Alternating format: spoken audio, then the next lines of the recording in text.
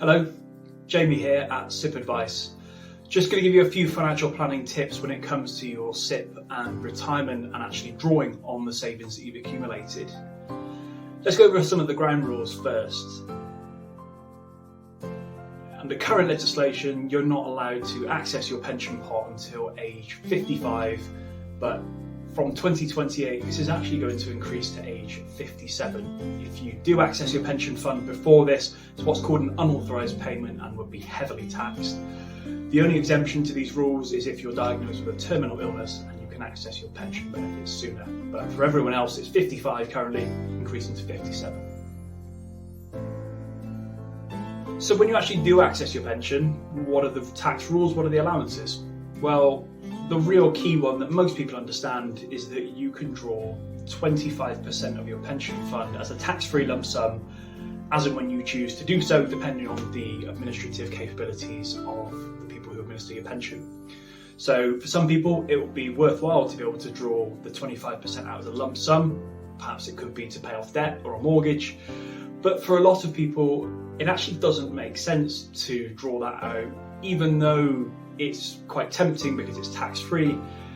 A lot of people don't understand is that you can actually leave that in there. It's ring-fenced, earmarked as tax-free money, and you can grow it. And then when you start to draw regular income on it, whether it's straight away or whether it's later in retirement, then a portion of that tax-free cash can be drawn as income alongside taxable income. So the effective benefit of that is that you ultimately reduce the overall tax rate of that income that you draw.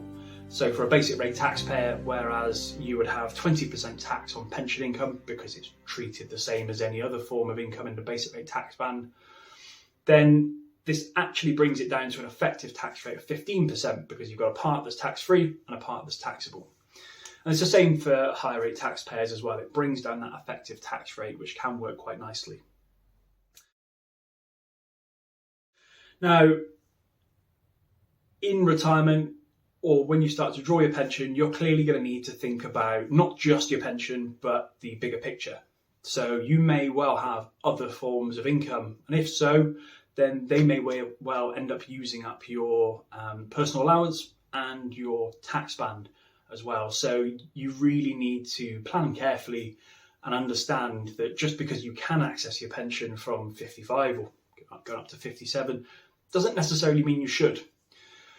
There are a few different strategies you can employ. If you decide to retire early, then of course you can draw on your SIPP, and you can do so along with other assets if you have them to take you up to state pension age and beyond, along with any other guaranteed pensions you might be lucky enough to have.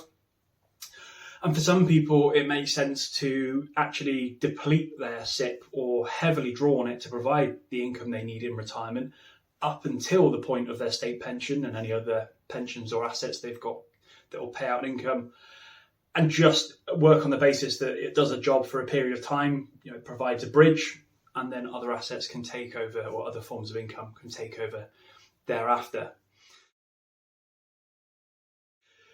The rules around what you can do with your pensions, particularly when you draw on them, might be unfamiliar to you if you're just used to accumulating and just used to growing the pot.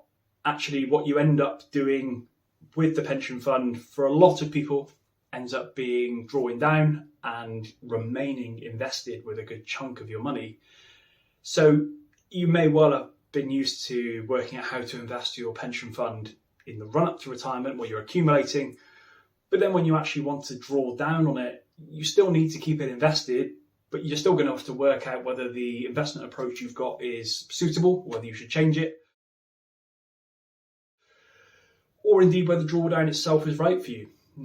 Annuities, which have long been unfashionable, well, because of interest rates, are actually a fair bit more attractive than they used to be. So it isn't just a straight case of drawdown necessarily being right for you, or annuity. You can sometimes blend the two as well, or just go one or the other. There's lots and lots of different approaches, and so it's important to be open-minded and understand your options. There's lots of information available here on the SIPP Advice website and on the internet if you go searching around.